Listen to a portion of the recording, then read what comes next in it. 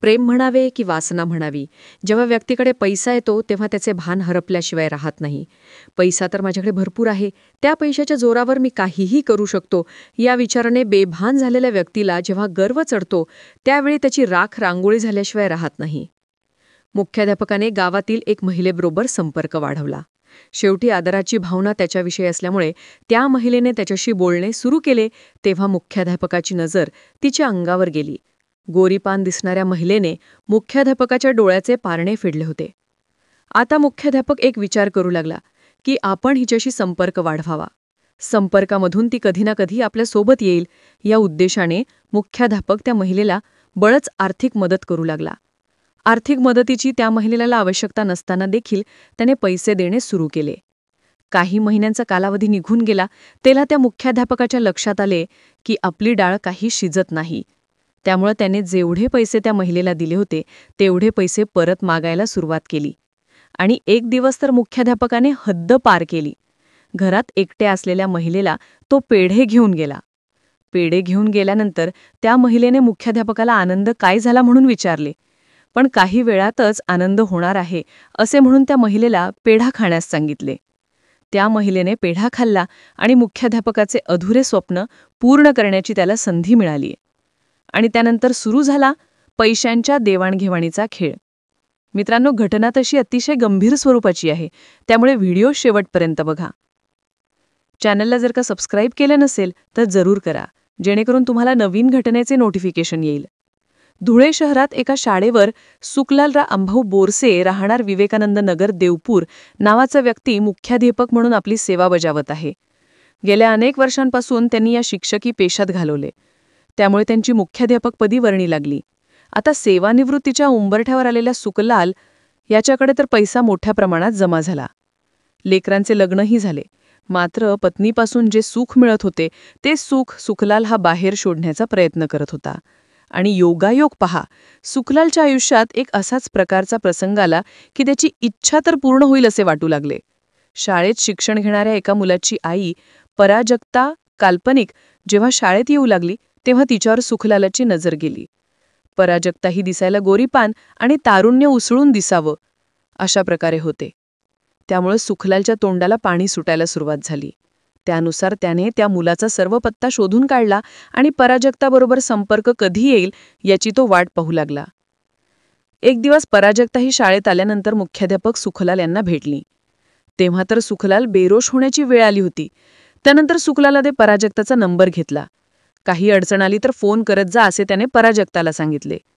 त्यानुसार पराजक्ता ही मुलाच्या प्रगतीच्या बाबतीत लक्ष देण्यास सांगू लागली. अधूनमधून सुखलाल हा देखील पराजक्ताला मेसेज पाठवू लागला आणि दोघांची बोलचाली सुरू झाल्यानंतर पराजक्ताने सुखलाल यांना घरी बोलावले. त्यांचे चहापाणी झाले तेव्हा सुखलालाने पराजक्ताला काही पैसे देण्यासाठी हात पुढे केला. तेव्हा पराजक्ताने पैसे घेण्यास नकार दिला, पण सुखलालाने पराजक्ताचा हात धरून तिला बळच पैसे दिले. तुमच्या घरची परिस्थिती हलाखीची दिसतीये म्हणून पैसे दिल्याचे सुखलाल म्हणू लागला. पण ज्या पद्धतीने त्याने पराजक्ताचा हात पकडला होता त्यावरून पराजक्ताच्या सर्व काही लक्षात आले होते. थोडी आर्थिक टंचाई असल्यामुळे तिने याकडे दुर्लक्ष केले, पण त्याचा परिणाम देखील वाईट होऊ लागला. पराजक्ताचा हात धरून आपण पैसे दिले असे सुखलाल्याला वाटत होते, त्यामुळे पराजक्ताला मी आवडलो आहे असे सुखलाल्याला वाटू लागले आणि तो शाळेचे कामकाज सोडून पराजक्ताच्या पाठीमागे लागला. परिस्थितीमुळे पराजक्ता सर्व काही सहन करत होती. अखेर तिने मुख्याध्यापक सुखलाल याला माझ्याशी तुम्ही एवढे संबंध ठेवू नका असे सांगितले. त्यामुळे सुखलालचा हिरमोड झाला. पराजक्ता आपल्या हातात येत असताना निसटून जाऊ लागली, त्यामुळे त्याला राग आला आणि त्याने पराजक्ताकडे दिलेले पैसे परत मागायला सुरुवात केली. आता मात्र पराजक्ता कचाट्यात सापडली होती. त्यामुळे काही दिवसात मी तुमचे पैसे पूर्ण देऊन टाकते असे सांगितले. पराजक्ताला काही दिवसात थोडेफार पैसे जमा करता आला, तेवढे पैसे तिने सुखलाल्याला दिले. पण त्याची नजर पराजक्तावर असल्यामुळे जेवढी काही रक्कम राहिली होती ती रक्कम घेण्यासाठी मागण्यासाठी सुखलाल हा पराजक्ताच्या घरी जाऊ लागला. सुखलाल्याची नजर कशावर आहे हे तर पराजक्ताला कळाले होते. त्यामुळे सुखलाल घरी आला की पराजक्ता चोपून वागू लागली आणि सुखलालच्या डोळ्याला आणि मनालाही शांती मिळेना. मग सुखलाल याने आता काही जरी झाले तरी पराजक्ताबरोबर झोपायचे. तिचे गोरे शरीर पाहून सुखलालच्या तोंडाला पाणी येत होते आणि अखेर त्याने गुरुवार दिनांक 17 ऑगस्ट 2023 दिवस निवडला. सकाळी शाळा भरली आणि दुपारच्या वेळेला आजूबाजूचा अंदाज घेऊन सुखलाल हा पराजक्ताच्या घराच्या दिशेनं निघाला. त्यापूर्वी त्याने पेढे विकत घेतले आणि त्याच्यावर गुंगी येण्याचा स्प्रे मारला. तिच्या मनात काय आहे हे त्याला माहिती होते. पराजक्ताच्या घरी गेल्यानंतर सुखलालाने पराजक्ताला बोलावले आणि पेढे खाण्यास दिले. आज खूप आनंदाचा दिवस आहे असे सुखलालाने पराजक्ताला सांगितले. पण पेढा खाल्ल्यानंतर आनंदाचा विषय सांगतो असे जेव्हा सुखलाल पराजक्ताला म्हणाला त्यावेळी पराजक्ताने पेढा खाल्ला. पेढा खाल्ल्यानंतर काही वेळातच पराजक्ताला गुंगी आली. ज्या इराद्याने सुखलाल आला होता तो इरादा त्याने पूर्ण करण्याचे ठरवले. पराजक्ताला त्याच ठिकाणी बेडवर उचलून ठेवले, तिच्या अंगावरील कपडे काढले आणि तिच्यावर तुटून पडला. बरं, हा सुखलाल एवढ्यावरच थांबला नाही, तर त्याने मोबाईलमध्ये पराजक्ताच्या पूर्ण नग्न शरीराची व्हिडिओ शूटिंग काढून घेतली आणि जोपर्यंत पराजक्ता शुद्धीवर येत नाही तोपर्यंत तो तेथेच थांबून राहिला. घरात कोणी येणार नाही याची त्याने पूर्ण खबरदारी घेतली. पराजक्ताला जेव्हा शुद्धी आली तेव्हा तिच्याबरोबर शरीर संबंध झाल्याचा तिला अंदाज आला.